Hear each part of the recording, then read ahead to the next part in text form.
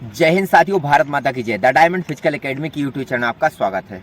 तो साथियों, बहुत ही खुशखबरी की बात है कि एसएससी जीडी ने वैकेंसियां निकाल दी हैं और आप सबको पता है कि बहुत जल्द फॉर्म डलना स्टार्ट हो गए हैं, क्योंकि वैकेंसी के फॉर्म दिसंबर से डलने वाले थे और अभी 27 अक्टूबर से डलना स्टार्ट हो गए हैं।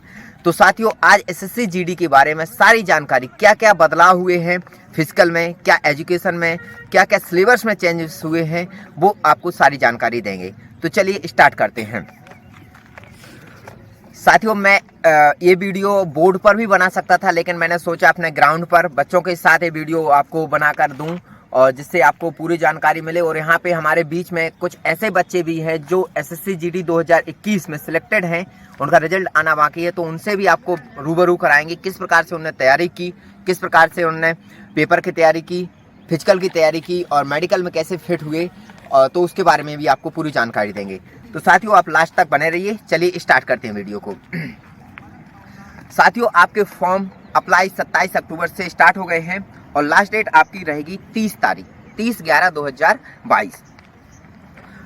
इसमें आपको जो साथियों है फॉर्म में जो फिल करना है, आपको ऑनलाइन की दुकान पर लेकर जाना है। आपको 10th की मार्कशीट, जो पुराने जिसके पास रजिस्ट्रेशन है वो केवल फोटो और हस्ताक्षर रजिस्ट्रेशन नंबर से अपना रजिस्ट्रेशन करा सकते हैं, फॉर्म भर सकते हैं। लेकिन जो न्यू स्टूडेंट है, जिनको अभी नया एसएससी जीडी में फॉर्म भरना है, तो वो अपने साथ वो 10th की मार्कशीट रजिस्ट्रेशन करवाना है और आधार नंबर, फोटो और आपका हस्ताक्षर और मोबाइल नंबर, इससे आपका फॉर्म फिल हो जाएगा।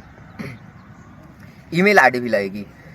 इसके बाद फोटो में साथियों बहुत ज़्यादा क्वेरी आती है कि फॉर्म रिजेक्ट हो गया। तो सबसे ज़्यादा मुख्य कारण होता है फॉर्म रिजेक्ट होने का फ़ोटो आपकी सही से ना होना। फ़ोटो में आपकी डेट होनी चाहिए और फोटो बिल्कुल साफ सुथरी होनी चाहिए। फ़ोटो बिल्कुल सिंपल होनी चाहिए। बैकग्राउंड आपका वाइट नॉर्मल होना चाहिए। कहीं चश्मा नहीं आप लगी, बहुत सारे बच्चे होते हैं चश्मा लगा करके स्टाइलिश फ़ोटो खिंचाते हैं, तो इस प्रकार से आपका फॉर्म रिजेक्ट हो जाता है। तो आप बाद में मौका ना दें कि आप वेट करें कि कब बाद में उसके लिए आएगा फॉर्म में देखने के लिए। आप पहले ही सावधानियां बरतें, अच्छे से फ़ोटो लगाएं और फिल अच्छे से करें।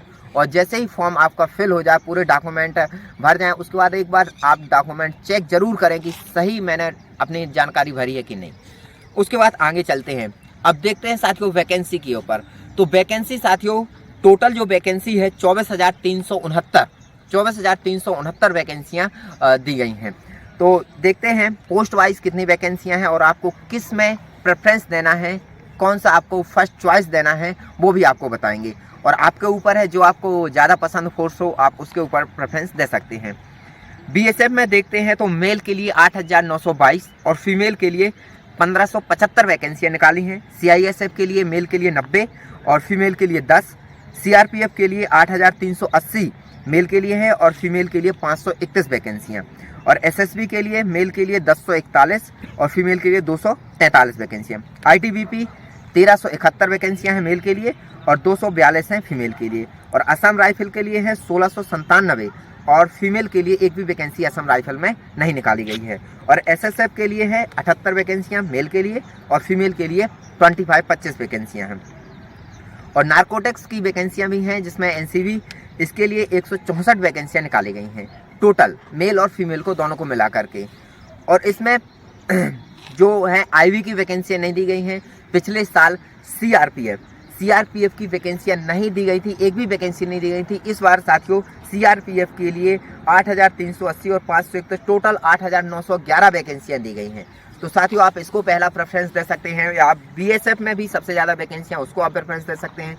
और फिर आपके ऊपर जो भी चॉइस हो, आप जिस फोर्स में जाना पसंद करते हैं आप उसको अपना प्रेफरेंस दें पहला और आप उस फोर्स में जाएं। इसके बाद वैकेंसियां बढ़ भी सकती हैं कि जो पहले एसएससी जीडी ने नोटिफिकेशन जारी किया था वो किया था 54,000 वैकेंसी का, 54,000 और कुछ वैकेंसियां थी। और उसमें अभी जो फाइनली नोटिफिकेशन उन्होंने दिया है वो दिया है 24,369 का। तो वैकेंसियां बढ़ने के चांस है और वैकेंसियां बढ़ेंगी भी।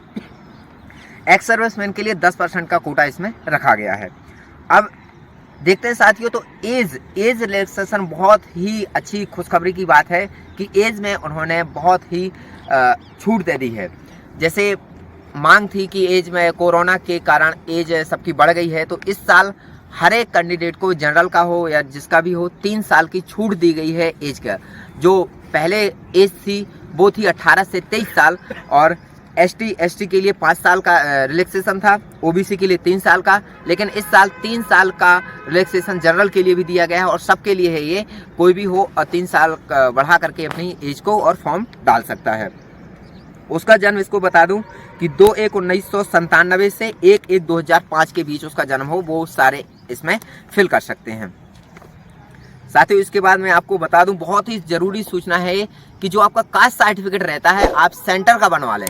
पहले तो ये है, बहुत सारे बच्चे होते हैं कि यही स्टेट का लेके जाते हैं और वहाँ पे बड़ी दिक्कत का सामना करना पड़ता है। तो कास्ट सर्टिफिकेट आप सेंटर का पहले से ही बनवा लें, जिससे आपको कोई भी परेशानी ना करना पड़े। फीस की बात कर लेते हैं तो 100 रुपीज़ आपका फीस लगेगा ओबीसी और जनरल का, और फीमेल और SC ST का कोई फीस इसमें नहीं लगता है, केवल जनरल और ओबीसी का लगेगा। योग्यता 10th पास मांगी गई है, 10th पास हो तो आप फॉर्म भर सकते हैं, अप्लाई कर सकते हैं।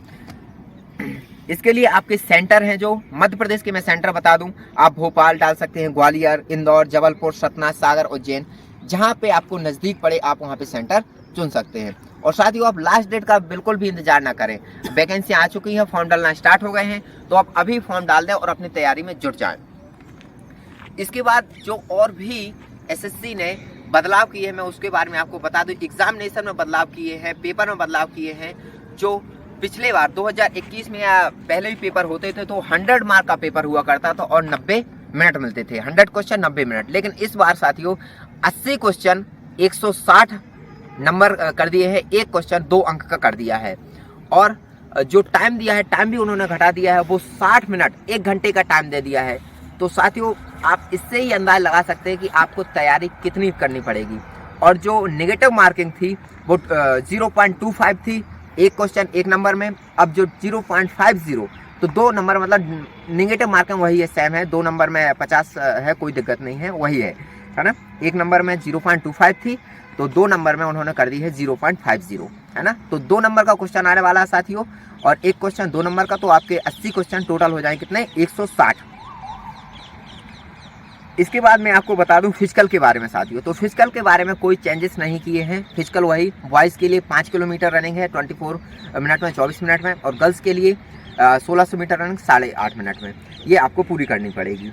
और हाइट के लिए बता दें तो बॉयज़ के लिए 170 सेंटीमीटर, 170 सेंटीमीटर से अप ही होनी चाहिए, कम नहीं होनी चाहिए, है ना। और गर्ल्स के लिए 157 सेंटीमीटर, इसमें कोई बदलाव नहीं किया गया है। अब ST के लिए हाइट में 162.5 और गर्ल्स के लिए है 150 सेंटीमीटर, ये है।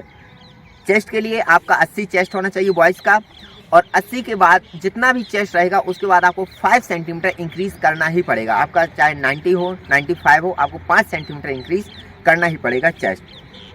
ST के लिए चेस्ट में छूट है, 76 सेंटीमीटर चेस्ट है।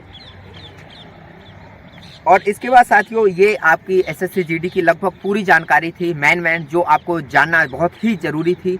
फॉर्म डालना स्टार्ट हो गए हैं, आप फॉर्म डालिए और तैयारी स्टार्ट कर दीजिए साथियों। तो आपको पेपर के साथ फिजिकल की भी तैयारी करते जानी है, क्योंकि बाद में बहुत ही ज़्यादा दिक्कत जाती है फिजिकल करने में। तो आप 5 किलोमीटर की रनिंग है, 1600 मीटर के लिए गर्ल्स है, तो आप धीरे धीरे, मैं ये नहीं कहता कि आप बिल्कुल हार्ड वर्क करें, लेकिन आप धीरे धीरे एक टाइम फिजिकल स्टार्ट करते जाएं। तो जैसे ही आपका पेपर क्वालिफाई होगा आपको ज़्यादा परेशानी का सामना नहीं करना पड़ेगा और आपका फिजिकल आसानी से क्वालिफाई हो जाएगा।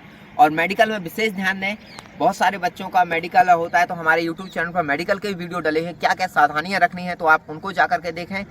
गाड़ियों से कम चलें साथियों। हमारी academy the diamond physical academy से इस बार 100% रिजल्ट मिला है। जो बच्चे पेपर क्वालिफाई करके आए थे उनका 100% फिजिकल क्वालिफाई हुआ है और 100% मेडिकल के लिए क्वालिफाई हुए हैं। अब बस इंतजार है तो लास्ट मेरिट का, वो भी आ जाएगी, इसके बाद 100% रिजल्ट मिलेगा। तो मैं आपको मिलाना चाहूँगा एक ऐसे बच्ची से जिसका क्वालिफाई हुआ है मेडिकल, फिजिकल और पूरा पेपर। तो जानेंगे कि क्या क्या सावधानियाँ रखनी है, उन्होंने क्या क्या तैयारी कैसे की और क्या क्या सावधानी रखनी है तैयारी करने में। और चलिए स्टार्ट करते हैं।